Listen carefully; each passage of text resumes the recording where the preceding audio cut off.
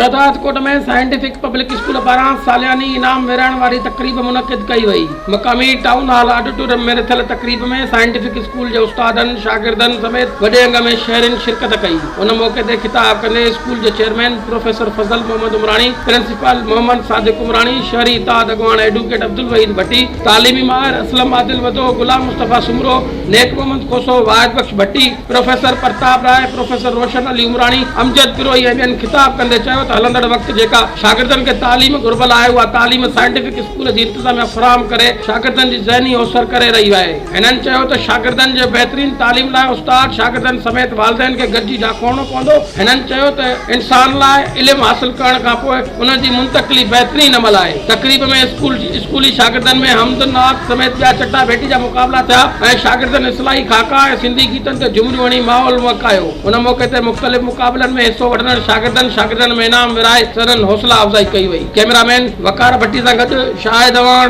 Voice of Shahdad.